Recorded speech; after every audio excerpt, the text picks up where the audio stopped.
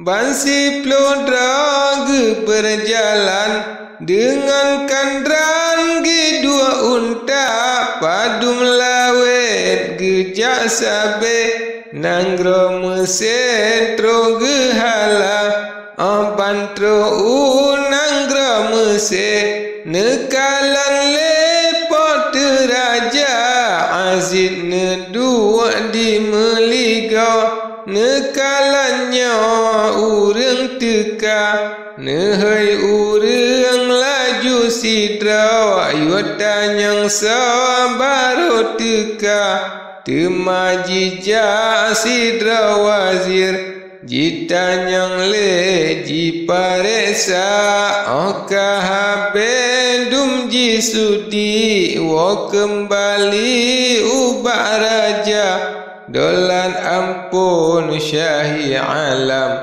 kalih laman dum paresa sabo kafilah nanggro Kan'an kepala gobnya Rubil nama anak Yaqub Nabiullah hendak langkah bamekuta hendak menghadap dengan khalifah Sipluh drosah mesyedara Azid Mesir dengan menan dan sukaan yang mulia mangan hati hana lawan nedengannya terus syedara lam teringat Bunyamin nacin sinan bakne sangka ubak wazir nekenionyan jaleh kaman laju tabah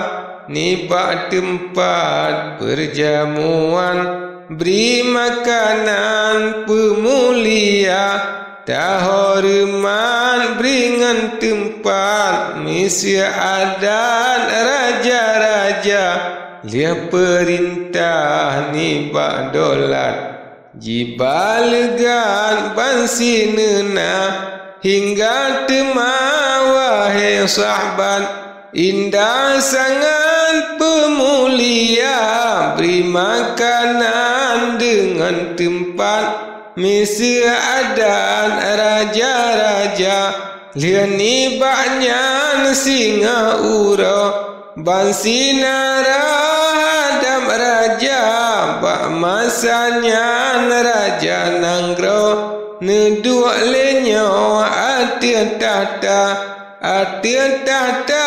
kerajaan indahan banta erupa metatarana mutu manikam lom neseon kulakama ngui pekayan kerajaan hana lawan tan mesyaya Azid mengui cara Mesir baik geturi le syadara ngui bataku wasikra rante hume ble intan permata aduan siploh kenan trole salim gebri dolan raja di dalam bahasa Ibrani salim gebri le syadara Azid Mesir seor salim lam bahasanya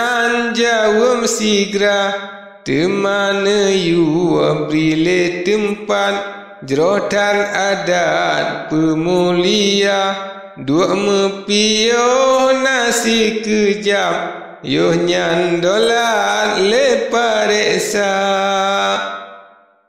panegata dum sinaro pan bunang rasa bernama gampung tetah ayah tesa yodi nanggro puak kerja cuba pegang ubak kamu yang troh kena puak hajatna Peesma bansi plodra angkat jara di jemala dolan ampun syahi alam dium qadam yang mulia Gampung Nanggro di Kanaan, Bandung sinan rumah tangga.